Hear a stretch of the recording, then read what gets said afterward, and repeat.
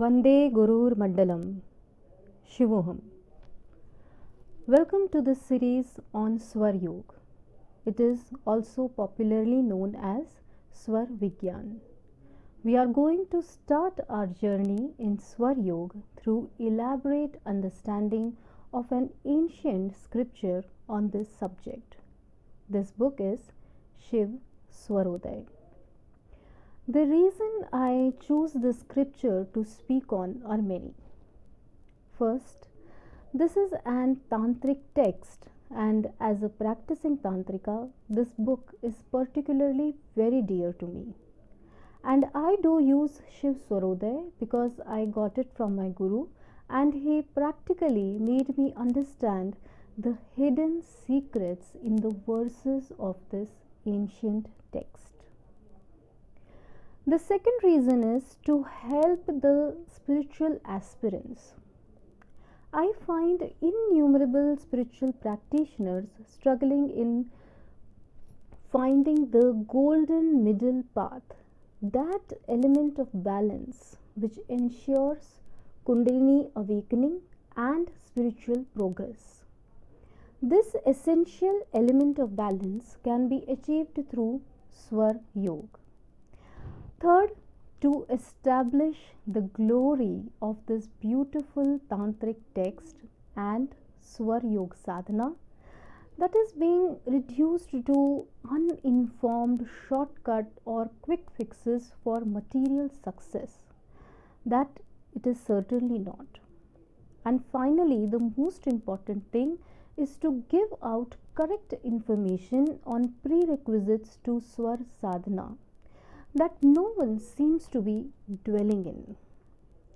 The notion that the practice of Swar Yoga can be taken up by anyone and that you can begin from just tomorrow morning has made all the so-called not eligible people experiment with Swar Yoga, giving it a bad name.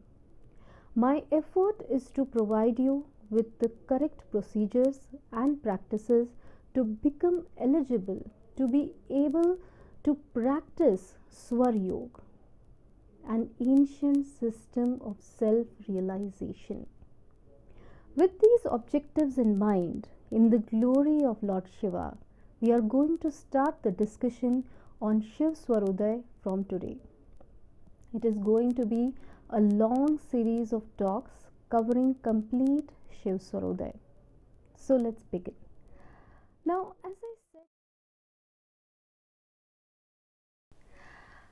as I said in the beginning, that Shiv Swarodaya is an ancient tantric text on Swar Yoga. But about what? This scripture deals with the secrets of the breath. The ultimate goal of Swar Yoga is self-realization. The text essentially teaches about breath manipulation and thereby controlling pranic rhythms in the body. The ultimate goal of Swar Yoga is self-realization through application of hidden cosmic principles of breath. Before we move on, we should understand what is Swar. Swar means sound of breath. Now, sound of breath here does not literally mean the sound or noise of breathing. It is in understanding the meaning. Like when we are speaking in any language, there is some sound. The meaning of what is being said is understood by the sound. In the same way, our breath has its own language, and that language is Swar. As we move on with the scripture, more will be revealed about Swar. So, what does this Swar tell us about? Breath is a connection between external and internal, and breath is also a connection between mind and body. Swar tells us about this inner outer connection. Swar tells us about the external and its effect on the internal and vice versa. By understanding this language, you can understand more about your mind and body.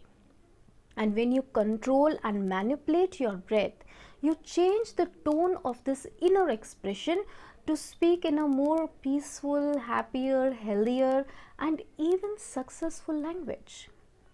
The word yog means union. I'm sure you are aware about this word, and as in most of the cases, the word yog in spirituality refers to the union between the individual self and the higher self.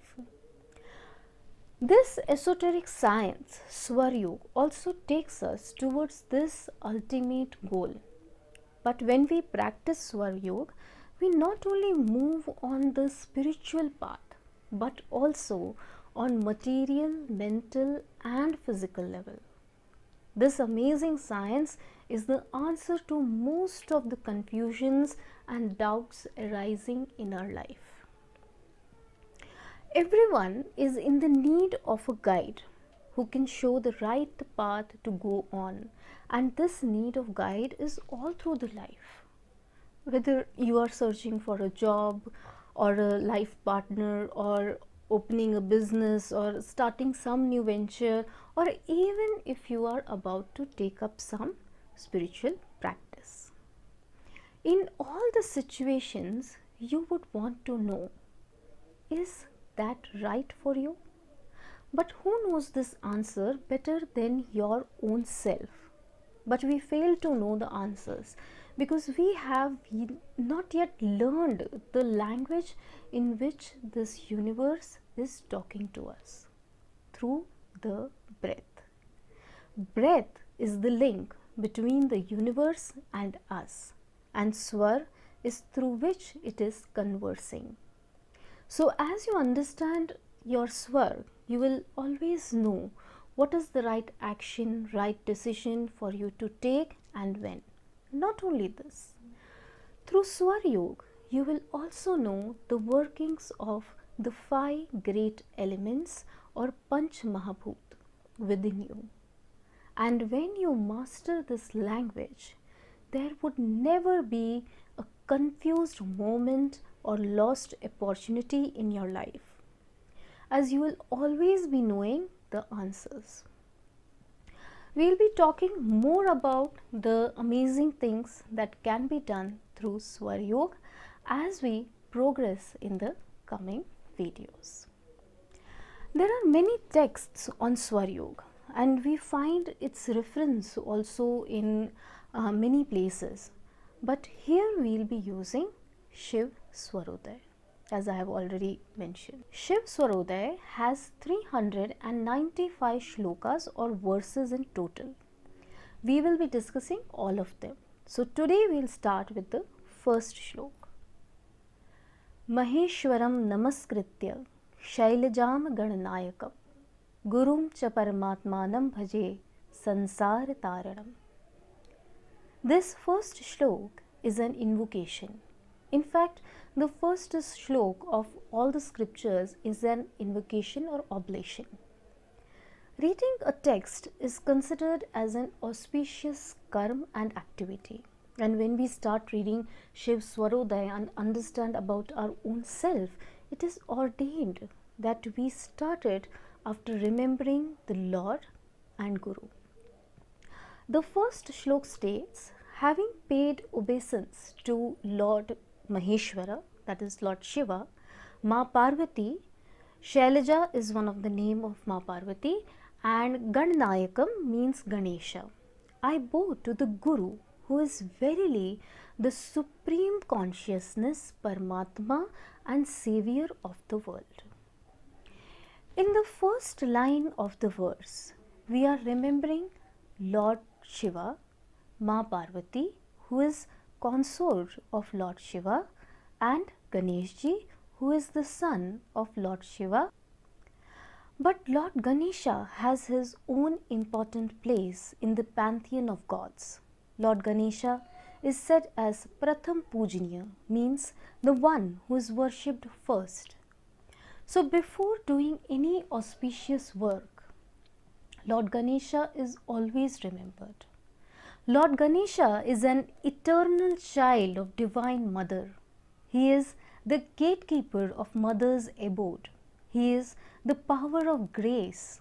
It also symbolizes that we need to approach our learning like a trusting, innocent child. It means we need to drop all our knowledge at the entry gate itself so that the Gyan Shakti or wisdom can reveal itself through Guru. In the second line of the verse, Guru is equated to God and considered as savior of the world. It is to understand here that we need to have respect and trust for the Guru, just as much we respect the God. You can learn from a Guru only when you respect and trust him or her. And why is he called the savior of the world? Our experience of this Prakriti is called Sansar or world. With wisdom received from the Guru, we are able to save ourselves, thereby our own world. Let us bow down to the Guru, who out of his compassion radiates the light of wisdom to destroy the darkness of ignorance in our hearts. Tasmai Shri Guruve Namaha. Enough for today. We'll take up next shlok in the coming lecture. I bow down to the divine sitting in your hearts. Shivoham.